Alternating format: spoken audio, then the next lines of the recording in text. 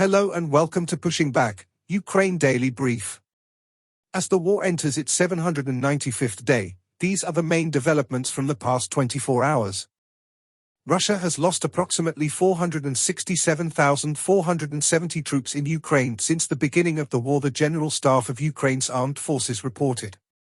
The number, which has not been independently verified, includes 1,320 casualties over the past day.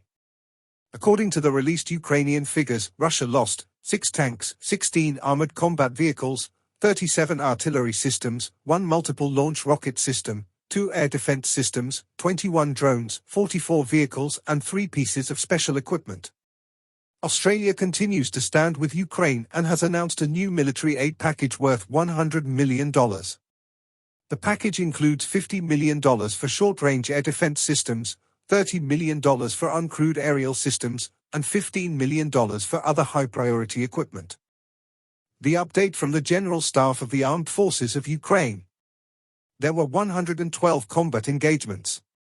The enemy launched a total of 1 missile and 49 airstrikes, carried out 77 multiple launch rocket system attacks on positions of Ukrainian troops and various settlements. The Ukrainian Air Force launched airstrikes on 3 concentrations of enemy troops of Russian invaders. Ukrainian missile forces hit 1 command post of the Russian invaders. In its latest intelligence update, the UK's Ministry of Defence reports. The UN Human Rights Monitoring Mission in Ukraine reported a 20% increase in civilian casualties in March 2024 compared to the previous month. This rise in casualties is attributed to increased Russian missile and aerial strikes throughout Ukraine, including shelling near the front lines. The report also highlights attacks on critical infrastructure, with 20 sites damaged or destroyed.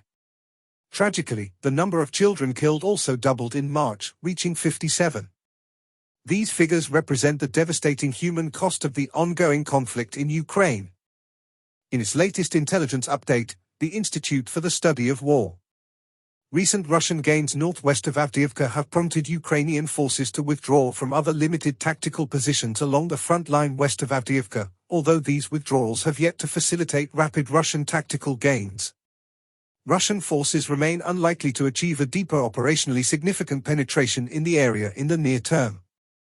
The continued Russian stabilization of their salient northwest of Avdiivka presents the Russian command with a choice of continuing to push west towards its reported operational objective in Pokrovsk or trying to drive northwards to conduct possible complementary offensive operations with the Russian effort around Chasiv Yar.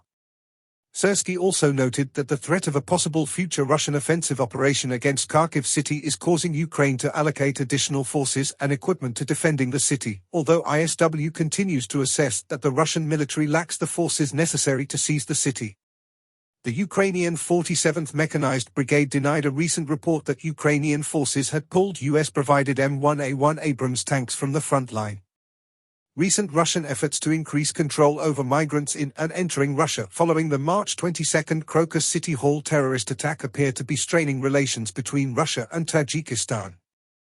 Russian authorities arrested several Russian journalists working for Western publications in Russia within the past several days, likely as part of an ongoing effort to limit Western and independent Russian media's ability to reliably report on Russia. The United Kingdom's Minister of State for the Armed Forces, Leo Doherty, stated on April 27 that the UK assesses that Russian forces have suffered 450,000 killed and wounded personnel since the start of the full-scale invasion on February 24, 2022. Russian forces recently marginally advanced near Svatov. In Zelensky's nightly video he covered several points. Firstly, he thanked the US for their support and emphasizes the need for more supplies, especially Patriot missile systems. He said a bilateral security agreement with the US is being drafted to solidify long-term military and financial aid. Secondly, Ukraine believes it has met all requirements to join the EU and urges them to begin accession negotiations. He believes strong countries with similar values should be invited to also join NATO. Lastly, Ukraine is planning a global peace summit in June to address the war and hold Russia accountable. He thanked various Ukrainian military units for their bravery and accomplishments. Thanks for following today's updates. Please don't forget to like and subscribe for more content. We'll return tomorrow with the latest news on the ongoing conflict.